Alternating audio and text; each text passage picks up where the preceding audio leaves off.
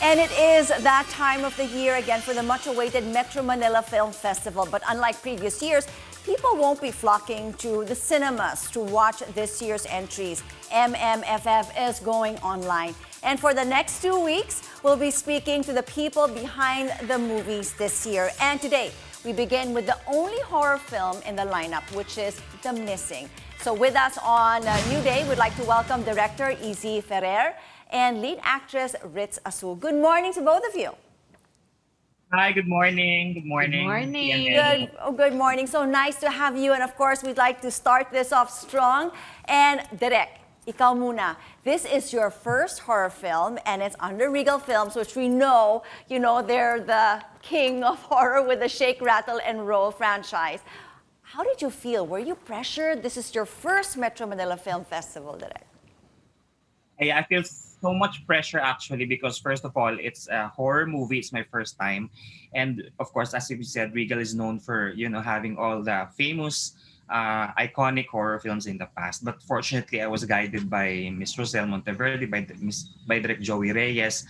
And it was I was really nervous the entire time shooting it because it's overseas and it's really difficult to shoot overseas. And when I learned that it's an MMFF entry, the pressure doubled actually for me. But I'm glad that I'm being guided by And Direk, I mean, we're showing the trailer right now, so a lot of people can take a quick look at it. This seems to be a very different horror film. So do tell us more about this. We know, you've kind of meshed together Philippine horror together with Japanese, horror. Tell us the inspiration behind the movie The Missing. Well, actually, this script, when I wrote it 7 years ago, was actually intended for a Japanese milieu, a Japanese setting. But when I was offered by the Tagaton Commission to shoot it in Japan, I tweaked it and then incorporated superstitions from Filipinos and from the Japanese. And then to make it different from all the Regal horrors that were in the past, I tried to infuse J-horror sensibility like, The Ring, The Grudge.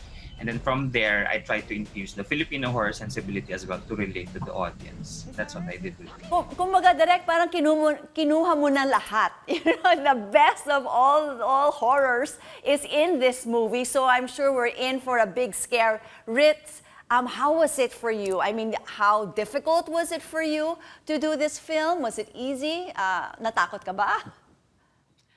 Honestly, dun po ako nahirapan kung paano ipakita yung takot kasi wala pa po akong experience talaga na nakakita na multo talaga. Pero sa tulong ni na Direk, talagang nakatutok siya kung paano yung emotions, pati nga sa angle, tinutulungan niya ako.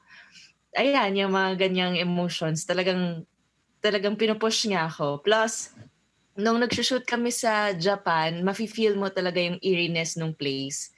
Dahil yung location din namin sobrang tanda na nung bahay. Siguro, Direk, correct me if I'm wrong, parang mga 300 years old na ba or 100 yung bahay. So, mafe-feel mo talaga yung coldness ng lugar.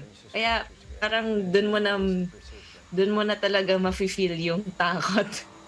I mean, this is a nice one. The Filipino, as I said kanina, Filipino and Japanese horror culture are really on full display in this movie. At, sinabi mo rin, kumusta naman yung filming, your experience filming the horror movie in Japan? Did it accentuate? Diba? Kasi minsan yung mga scenes din in Japan, may pagka-eerie din yung feel.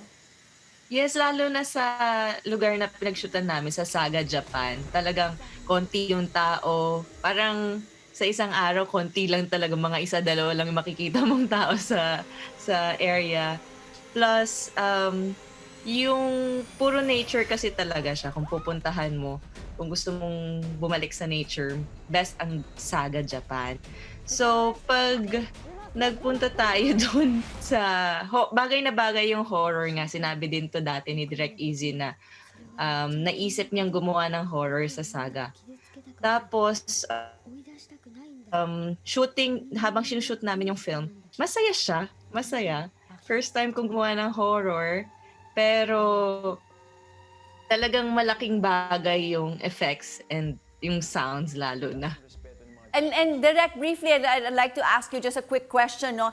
This also has a bit of yung post-trauma stress disorder. I mean, in this film, tell us a little bit more about that so the audience will know what to expect. Because, as I said, this is really not your typical, horror film maybe that we're used to.